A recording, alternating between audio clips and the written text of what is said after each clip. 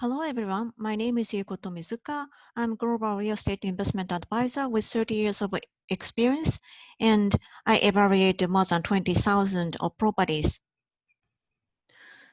Today, I'd like to speak something about the business culture in Japan. Most people say that why doing business in Japan so difficult? I'd like to point out three fundamental reasons. Number one, language. Number two, matured economy. Number three, ambiguous power structure. Then let's move on to the number one, language. Most Japanese don't speak English. That's very funny. From junior high school to university, most of Japanese spend a lot of time in learning English. However, quite a few people use English in their businesses. Why this happens? The answer is the education system. Japan lost World War II, and the education system was established by the leader of the United States. I personally feel that the winner or counterparts of Japanese in the world had a sort of fear against Japan. People with such high technologies and a strange enthusiasm come to the world and do business. They might be able to dominate the market. They may have such fears. Thus, Japanese education system, especially for English or global communication, was distorted. Someone might have thought Japanese should study and spend resources to understand our English, but not too much. Our English program was so weird. When I decided to study abroad, I had to learn English almost starting from the scratch. I have found many words or phrases which I thought, why had I never learned them, although they look frequently used words. The initial point, according to my own assumption, was a fear. However, this affects and some disadvantage when those counterparts tap Japanese market. Most non-Japanese may have impressions for Japanese. They seem to know many English, but speak very awkwardly. They seem to understand our email, but avoid conference call and ask us many email correspondences. Sometimes they raise strange questions. Communications are abrupt and disappear without any clear reasons. I totally don't understand Japanese. Why are they doing this to us? The trick is nothing but language. Japanese have learned English very hard, but all of them are in wrong directions. Thus, proper English communication is hard to expect. If you understand our English program, you'll be able to understand the reasons. Japanese learn basic grammar, reading many English classic literatures, and have almost no exposure to actual English communication, conversation. Almost no speaking. If you imagine that your child raised only through the classic English literature, no verbal communications, what kind of reaction would they do to your questions? So let's move on to the number two, matured economy. This means that we have no need to learn outside Japan. Japan can complete everything by ourselves, create products or services, and consume by ourselves. Therefore, as a Japanese, the still majority of Japanese are less interested what happened outside Japan. Geographic and economic status have encouraged Japanese isolation. Additionally, when it comes to our mentality, we rely on virtue-oriented culture. I will call VO, while the rest of the world lives in desire-oriented culture, say DO. Virtue-oriented governs people or company by virtues. Humanity, generosity, compassion, diligence, trust, honesty are the fundamental drivers to develop a corporate culture. People must get moved by those culture's values.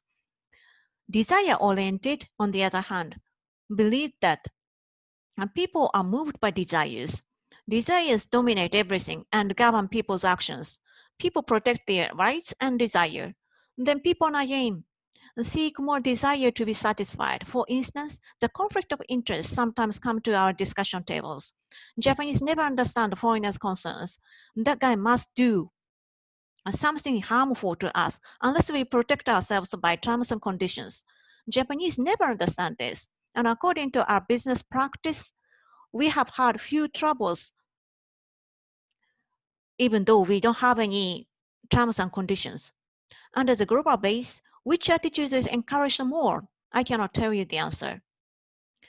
Simply because virtue-oriented corporate culture have merged a lot of desire-oriented cultures and companies. Obviously, virtue-oriented companies are minority under the global business environment. Fundamental action drivers are so different, even though we solve communication barriers, Japanese and non-Japanese cannot either communicate or understand each other since there is no common culture and value base. There is number three, ambiguous power structure.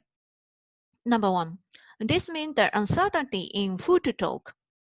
It has always been ambiguous to figure out who is the decision maker. Some people say doing business in China is easy because they know who to talk. This is true. The country itself is super top-down structure. No shadows behind, and all you have to do is to approach into the business top and convince him or convince her. On the other hand, in Japan, it's always a question to find out who has the actual delegation. This is a reflection of the politics in Japan. Representatives have been elected as leaders. However, they can't they cannot work for Japanese people due to a lot of obstacles. Social media influenced with only one group. Kasumigaseki public officers are very much against politicians, and other countries have heavily influenced Japanese policies. Japan has been keeping the best balance among all those uncontrollable forces.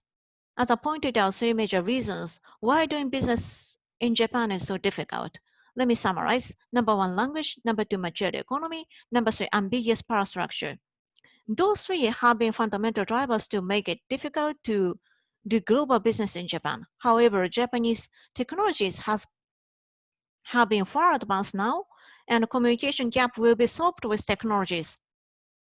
Most Japanese have been aware of shrinking domestic market and trying to tap other global markets as well.